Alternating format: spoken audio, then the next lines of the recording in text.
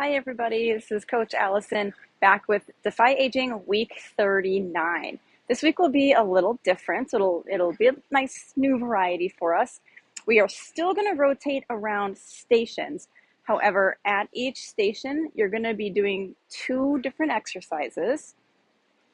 Kind of, well, yes. And how that's going to run is they're 45-second sets. You're going to do exercise one for the first 30 seconds. For those last 15 seconds, you're going to switch to the second exercise, but they're all going to be things that are very easy to switch to, because it might be going from a moving exercise to a holding exercise. So all you have to do is stop moving. Or it might be pulses. It might be just switching the grip of something. So it's not like you have to put anything down and pick new equipment up. It'll be very quick and easy to transition from one to two. And then you do that second exercise for the remaining 15 seconds of the set. That will make more sense when I start the demonstrations, if that was a little confusing. So anyways, we have 6 stations of that kind of setup. We're going to go around 3 times. The work is 45 and the rest is 35. No, wait, I think I matched it. My apologies. Yes, 45 on, 45 off. And yeah, let's get through these demonstrations, because even though it's only 6 stations, it's kind of like 12 exercises. So let's go. All right, so station 1 is squats to squat pulses. And the pulses can actually, they're smaller and it's a super tiny movement, but actually that can make it more complicated. So I think everybody knows squats. Normal squats, we're not doing sumo, not doing narrow, and you don't even have to hold a weight unless you want to. You can hold a kettlebell or a dumbbell at your chest goblet style if you want. Whatever, we're good. Let's get to the movement though. Squat, normal squats, just your own casual, normal pace. At that 30-second mark, your coach will count down. Everyone get ready in 3, 2, 1. So you're doing your squats, 3, 2, 1, and then we pulse. Okay?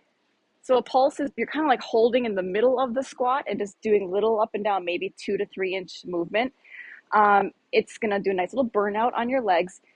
People find it tricky though, because we either do too much movement like this, because they're really tiny, or people can tend to inadvertently just kind of like lean forward and up and down with their torso, and that's not a squat.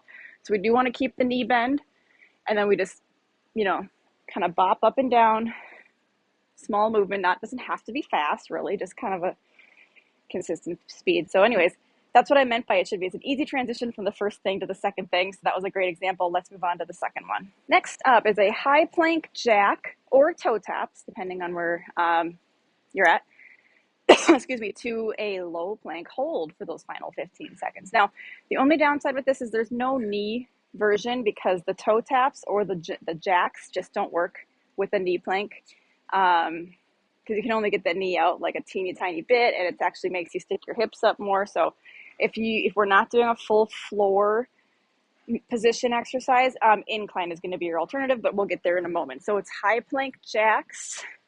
So you're in that high plank like this. Keep your hips down. Make sure we're not doing any of this. And we jump the feet out and in. Okay.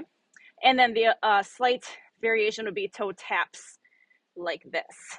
And then at the transition mark, we come down to the elbows and hold a regular low plank for those final 15 seconds.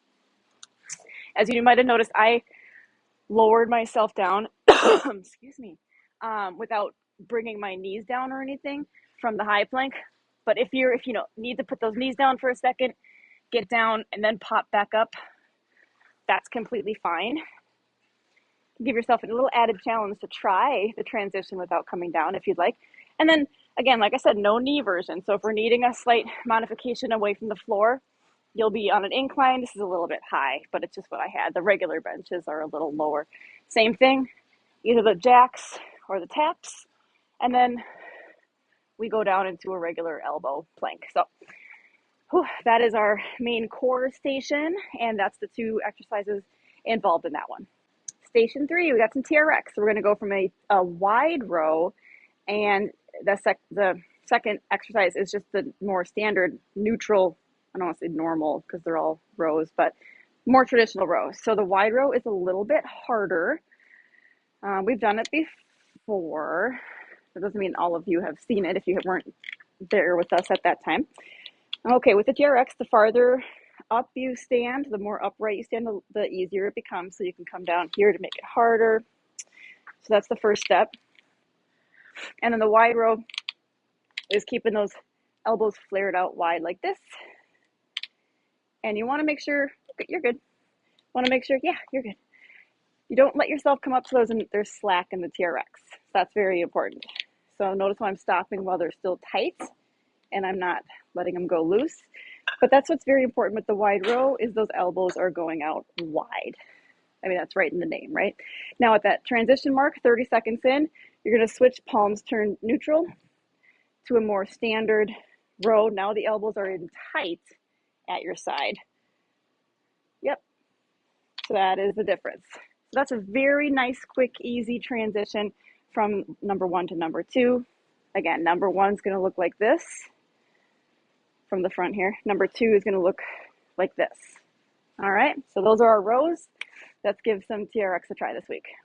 All right, now we got some dumbbells. We're going to do a dumbbell overhead press, standard press, and then go into a seesaw. So again, similar to the row, the grip and the hand position is going to change a little bit. Also what we're doing. So this is our standard overhead press. Palms are forward, controlling that weight up and down. Try to bring it as low enough so it's kind of in line with your jaw or your ears. We don't have to go down. We don't want to go down like this far. And we don't want to stop it like way up here. So right in line with your chin or your jaw. At the transition, we're going to turn the palms in and start a seesaw press. Now this is going to be a crazy kind of burnout on your shoulders after doing all those other presses first. So I recommend maybe going one weight selection down than what you might normally do if we were continuing just the normal presses. Because again, when you turn like this, you're adding a tiny bit of speed and it's kind of that extra burnout. So, and that position, that neutral position is a little bit harder, a little bit. So think about the weights you're selecting for that, but that is our shoulder station. All right, next up we got a band. We're gonna do band side steps and then into a bicep curl. So two totally different muscle groups, but we're utilizing the same tool. So a little variation from some of the other ones.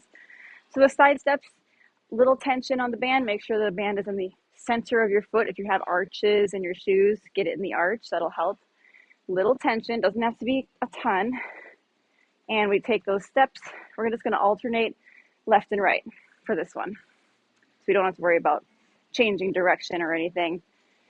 So if you are noticing, if it's, want to really dig your foot into the band so it stretches it, make sure you're not letting your foot slide on the band like this. Your foot shouldn't be sliding on it. You just have to really keep your foot and ankle and hip locked in and tight and strong to create that stretch instead of letting your foot glide on the band. Then at the 30-second mark, we're going to stop, switch it to bicep curls. Both arms together, all the way up, all the way down. With your curls, make sure your upper arm is staying right along your side and we're not letting it kind of like drift back here, okay? That disengages the biceps a little bit. So we want to keep those upper arms glued to your side. Anyway, that's our band station with some hips and some biceps. Okay, final station has a medicine ball. So we're going to do side-to-side slams for the first part and then transition into just normal in the front slams. So the side-to-sides, watch my feet. You'll be doing some pivoting like this. And I see this a lot, so I want to bring it up. A pivot is an actual spin, like you're grinding your toes on the ground. Think of like putting out a cigarette butt on the ground. So your foot position turns like this. That's a pivot. I see a lot of kind of like pushing onto the toes, but just kind of bend the knee, but not twisting it. So your knee always wants to end up in the direction that you're trying to go. See, now my knee is facing this way. If I don't do that and I just kind of go up to my toe, my knee is kind of out at a weird angle and that throws things out of alignment and it's not great for the knees. So keep those pivots in mind. Slam on one side, up and over, slam on the other side. I want this arch, I want that big overhead arch. Pay attention to my feet. I want you to see that pivot I was talking about. instead of, my ring almost fell off, and I'll show you the alternative that we don't want to do, instead of more like just kind of pushing onto the toe, but no movement on the feet, okay? And working on a true pivot also sort of indirectly, but it does assist with better agility and better balance. So we want to get used to those pivots anyways. Okay, so you'll do that for the first 30 seconds. Your coach will count down, 3, 2, 1, and we switch to slams right in the front, kind of the more standard way of doing those. This will be our main cardio station, I think. I mean, they're all aerobic in their own way, but this one is going to hit the cardio nice and hard. And let's give those side to sides a try. Make sure you're paying attention to that pivot.